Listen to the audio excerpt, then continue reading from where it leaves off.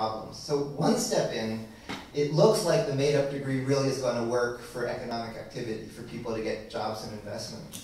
But the step after that is the Fab Academy has been working really well as a distributed operation. I've been managing the class content coming out of the MIT class. Tomas is doing the administration and the back end. Alex has been doing the AV. This whole global team. What we're really building, but right now there's only one class, Principles and Applications of Digital Fabrication. There's discussion of a second class on operational sides of Fab Labs. But what we're really backing into is making a university. The natural next step is for this to become a complete university, covering, the range of advanced knowledge done with this distributed infrastructure. And so, right now I'm teaching this one class. Where that leads you to is a group of global faculty world leaders who can curate frontiers of knowledge. Key to the algorithm are the local mentors. Some of the things I teach I can cover particularly well. A lot of what we teach, the local mentors can take people through embedded programming or molding and casting or other processes. And so the kind of fan out of curating the knowledge and gurus and mentors in labs leads towards this becoming a university. And so that's my answer. They're not to the exclusion. There are a lot of people interested in pushing towards Fab Kids and younger education, and that's another discussion. But for the more advanced one, sort of inevitably, we're not ready yet, but in the coming years, is Fab Academy to becoming a global new university.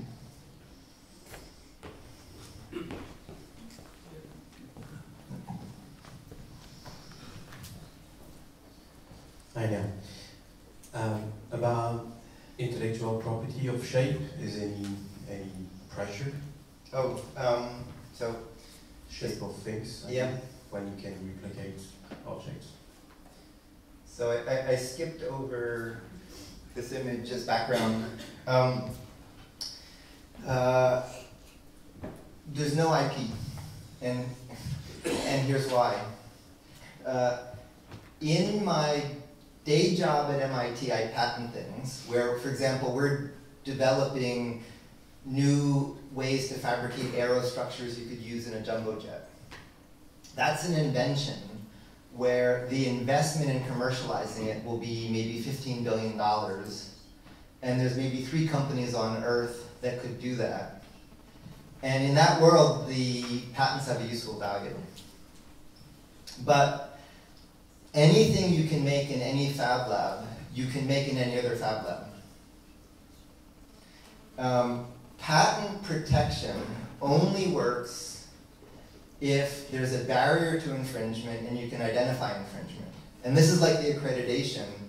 If you try to protect intellectual property of something you did in a Fab Lab, the only way to protect it is to serve summons on the earth. Now, the world is full of bitter inventors who don't understand when they get a patent, they think, now this is valuable. And a big company infringes at will, and then you hold up your patent and say, wait, I have a patent. And they say, that's fine, we have more lawyers and we pay them better and they're better than yours. And patents only give you access to litigate, and it's a long slog to do that.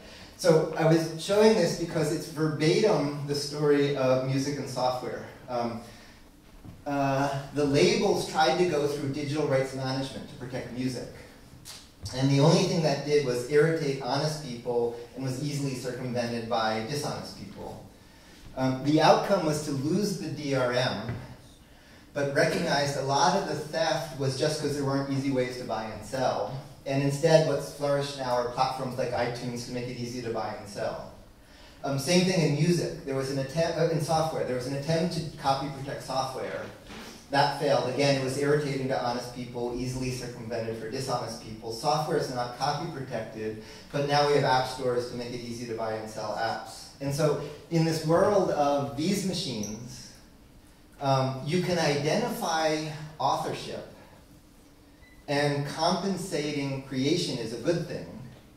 But you don't do it by in any way trying to establish intellectual property or secrecy or protection, the way you do it is to make it easy to buy and sell, to make it easy for somebody to discover you and compensate you.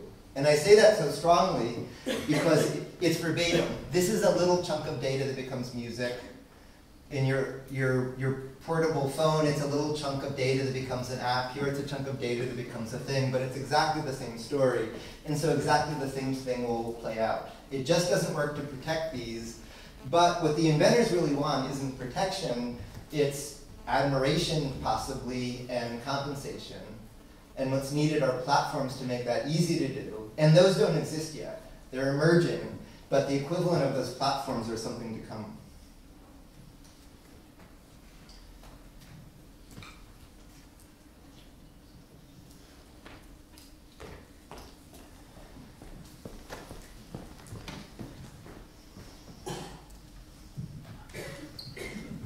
Thanks for your beautiful lectures, useful. One of the things that concerns some people, me for example, is right now Fablab seems to be Fablab 1.0, maybe 2.0. Making machines seems to be easy and empowering. I mean, easy, you have to work, but then you wonder whether Fab 4.0, like programming materials, will be you or you know the community be able to design something that it's also empowering, easy, like convivial in a way, kind of technology, so will it be again very difficult and only big companies will be able to do it? Oh, let's see, you surprised me with the last line. It is not the case if you follow that historical parallel, or maybe this is a better image. If you follow that historical parallel, it's not the case that down here it gets expensive and it's only for big companies. That's going in the opposite direction. Each technological step gets faster, better, cheaper. So nobody's going to take it back away from you. I thought you were about to ask a different question, which is, there is something wonderful happening when, at this point, we think 150 labs around the world link up. Nobody's in charge. Nobody told them to do this. If each has, say, 10 people, it's a few thousand people around the world collaborating who know each other intimately and intensely. And so a concern is, does that go away? Do we lose the character of this amazing community? And there, it's really important to split. If you think about the powers of 10 scaling, the technical scaling, the goal is to obsolete Fab Labs technically. We want to go quickly to the machines made in the lab and then these new generations. That's where we're going technically. And so in the coming years, the Fab Lab as that inventory will be gone and the labs will be viral. But your town library isn't obsolete because you have books at home. You have a bookshelf at home, but the town library has more books and it runs the range of programs. And that's only within your town. Inventing the Fab Academy for classes, inventing these business platforms that don't yet exist but are coming, where you produce products around the world, this user group linking all of these people, these global gatherings, those are the real inventions. And so as we take away your existing machines and provide new machines and sort of the collective we, that's not the project in a sense. That's what I thought the project was. And that's something along. The project is what are the social structures and the business structures that we're inventing now. And like the birth of the internet, this is sort of the equivalent of the birth of the internet, but for things. And that'll live on through this technological transition. Now for big companies, this won't replace mass manufacturing. But what it'll do is, if you take the music examples, the labels still exist and Madonna still exists, but arguably that's the least interesting part of music. The most interesting part is the bands that sell to a few people And so there's markets of 1, 10, 100, 1,000 that have become viable. So in the same sense, once we're done all of this, there'll still be big companies making big things, but almost by definition, those will be boring because that's where everybody gets the same thing. And there'll be all these new scales of businesses that didn't exist. So, you know, sort of our legacy will be these new social structures and organizations we're inventing that'll live on as the technology matures.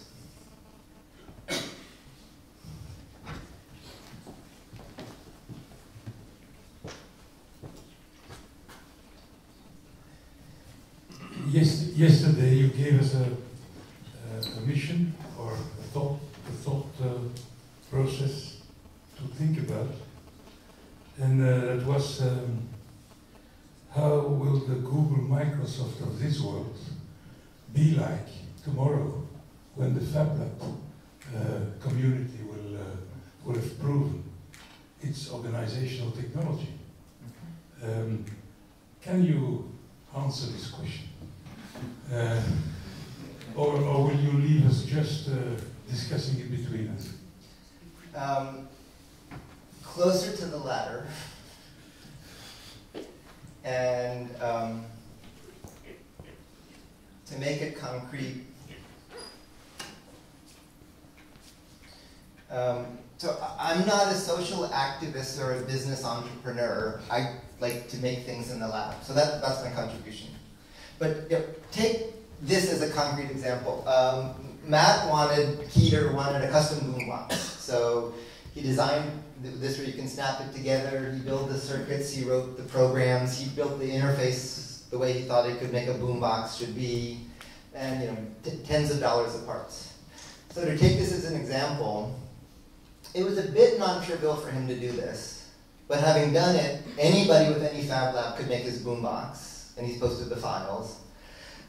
But then the boombox could also be parametric. So if you wanted bigger speakers or a smaller case or more memory, every boombox could be slightly different. So here's one little point in that space of every Fab Lab could sell a boombox, and the boombox could be customized to the user, and as well as decorated for the user, and you know, and could be sold more cheaply than mass market boomboxes. So that's a great business. What I was alluding to yesterday is what doesn't yet exist and is just struggling into life is a platform. So Matt can say I designed a boombox. Somebody who doesn't know anything about Fab Labs can find out that there's an opportunity to get a custom boombox, and any Fab Lab can produce it on demand and compensate the local lab as well as compensate Matt. Now imagine that as this great matrix of all the labs, all the designers, all the consumers sort of mashed up. That's what I was describing as what the next Google or Microsoft will look like, where it's not Larry and Sergey in Palo Alto or Bill and Steve in Redmond. It's a network. It's sort of a network business platform. That's the opportunity. It's a well-posed opportunity. My skill set leads me up to perceiving it and is of zero value in implementing it. And further, the one thing I know is every time, like Fab Academy, Fab Foundation, we've tried to do it from the top down centrally, it's failed. The only thing that's ever worked is these start regionally and link. So I know this will have to look like that. But beyond that, it is your homework. But you have a bunch of good collaborators here to help you with that. Thank you, we'll do it. Good, I accept. Alex? Oh, sorry, go ahead. Yeah. Of the 150 Fab Labs that you say exist roughly, my understanding is most of them are linked either to academic institutions or to social programs. Okay, well then my question then is, are there many examples of purely commercial entities where a Fab Lab, if we talk about the unit of $100,000, euros to create a Fab Lab, where they have been created and run as commercial entities? Yep, so the reason I was shaking my head is, given this sense of core values and tools shared, some are bottom-up funded on fumes, some are top-down funded, some come from government, some from industry, some from academic. So they span that gamut. But the ones that have struggled the most are the ones that aren't ecosystems. So in the powers of 10, at this 100K level, and I'm going to make a footnote on that, I had thought pretty quickly the cost would come down. But instead what we see happening is the 100K level, think about as the scale of your town library. And people have higher and higher expectations of what you can do there. And so instead, the cost coming down is creating these mini labs, but at this sort of 100K scale, the capabilities keep expanding. But to position that 100K scale lab is in the noise. If you're running a city, that's the cost of like a street light or two. Or I was visiting Airbus yesterday, who's interested in a collaboration with this Toulouse lab, where they spend $15 billion. And so it's a vanishingly small number. So entities like that can easily do it. But the lesson about what makes the Fab Lab succeed is, if you think about MIT in the context of Kendall Square, or Stanford and Berkeley in the context of Silicon Valley, it's a cluster. There's research, there's education, there's business, there's also coffee shops and art and sports and play, and they kind of all fertilize each other. Fab labs that try to segregate a function tend to not work if it's just a museum or just business, because it doesn't prime the pump of attracting inventive people to do creative things. What makes it work is if it's sort of permeable to inventive people who want to do creative things. Anywhere in the world, there's a mix of play and business and for-profit, non-profit, but you sort of need to let them all stew together. If you try to separate them, you know, picture Stanford without Silicon Valley or Silicon Valley without Stanford. It just doesn't work. And so the Fab Lab is kind of all of that in a microcosm. And so a company can easily afford to buy the tools internally. You don't need a Fab Lab just to buy the tools. The value comes from the knowledge of the network and the continuing refresh of the capabilities. And for that, you need to have that kind of mix. And so the most problematical Fab Labs have the one that try to enforce a narrow conception of what they're for. That's not policy, it's an observation of how they've evolved. Neil, so we learned that people like to make stuff, and that was one of the big triggers probably that the whole Fab Lab world came into place. Now let's say it's 2030, and you've just managed to make that Star Trek replicator. Then I just wonder, how would the Fab Labs look like then? I mean, if we can program functional digital material, how do we do it? How do we do that? Do we are ending up sitting on a computer again and writing code? Because I could even imagine, because then people cannot make things anymore because the replicator is making it. And I wonder if the people will start to reward us and, hey, give me my tools back, I want to build out stuff. How do you see that? Yep. So if you want to see that world, the best thing I can suggest is read Neil Stephenson's book, The Diamond Age, which is a really beautiful story of what that world looks like. I accuse Neil of anticipatory plagiarism. He writes stories about things I'm going to work on before I realize I'm going to do it. And so in Diamond Age, what he got exactly right is, in this world of assemblers with code, the raw material are these kind of micro-coded building blocks. And so in Diamond Age, the feeds are streams of these building blocks that get assembled and disassembled.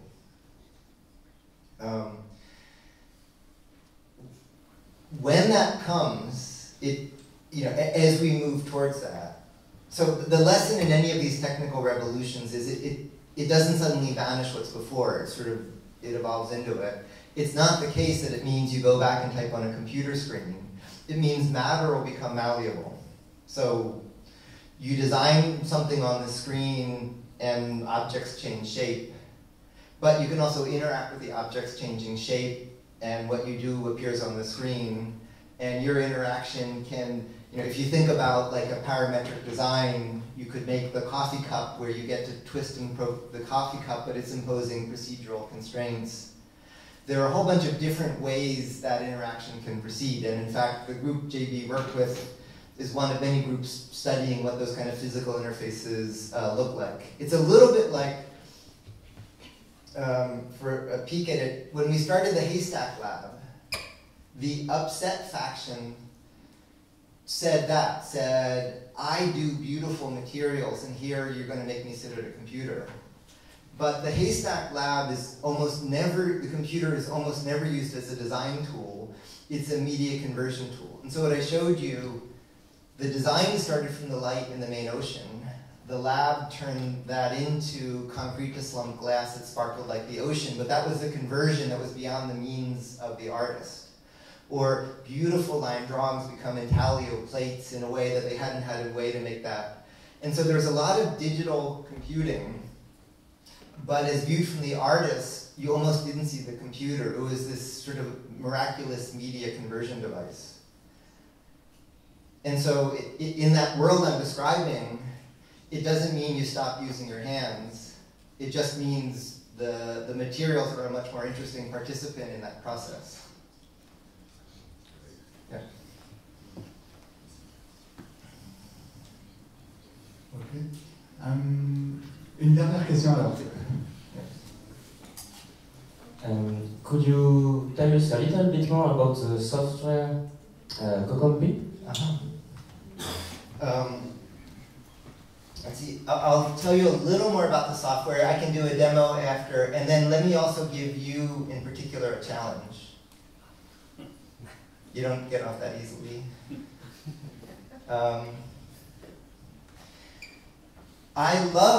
I adore the notion of a lab makes a lab, and you go into the lab to make the lab. On the other hand, we're continuing to scale by doubling every year, and so we're creating so many labs. And so one of the reasons we're still buying, so there are a couple reasons we still buy these machines. One is very high performance, very high resolution. One is they're really robust. But the main one just simply is supply chain. Much as I want to make them, I need to push go and say, I need 100 machines. And here's ship them, and here's the schedule. And the machine that make machine community, you're up to 10, but one of the challenges is how to get you to 1,000 without turning you into a conventional company. So my challenge to you is, I'd love to start migrating these to machines that come from the network, but it won't work if it's simply plans and the challenge to make one, because that's my heart. But when we're scaling, when we have to deploy 100 labs, you just need a supply chain to source. And so that's leading me towards sort of a hybrid where the plans stay freely available, but you turn on more conventional manufacturing to source volume. And so the challenge for you is how to keep that hybrid. If you can figure out the supply chain, I'll buy lots of machines. So just briefly on the software, and then if I'll be happy to stay after to demonstrate. Let's see, in stages.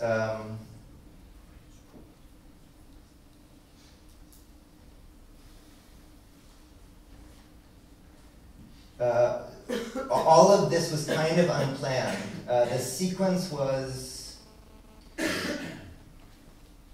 for the very first lab, we had all these machines, and each machine had a printer driver. And the printer driver contained an assumption of what the machine was for. But we were making half-tone masks on laser cutters, or flexible circuits on vinyl cutters, or soft tooling on the precision mills, and the printer drivers didn't understand those applications. And then CAM software traditionally is based on somebody does design, somebody else does CAD, somebody else does CAM, somebody runs the machine. And so I ended up just having to rewrite CAM to talk to the machines. And so the first step in was getting formats for all the machines, defining some core common internal formats, and then writing something that could take a design from many different representations into an internal format and go out to the machines.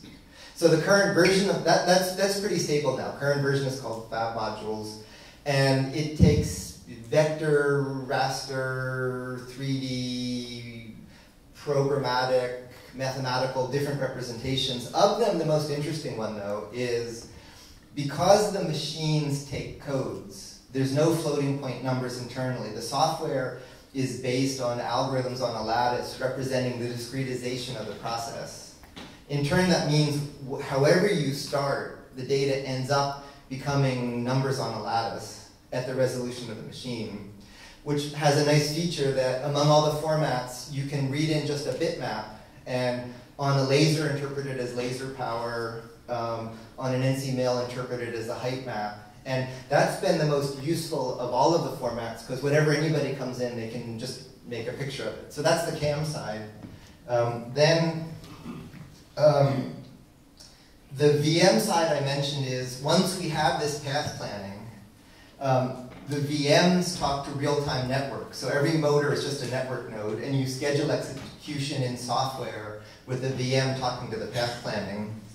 And then the thing that's just getting ready for use is, on the CAD side, the attributes you'd like are, it should be hierarchical, so you can make parts out of parts out of parts, and it propagates. It should be parametric, so changing one parameter changes many parameters.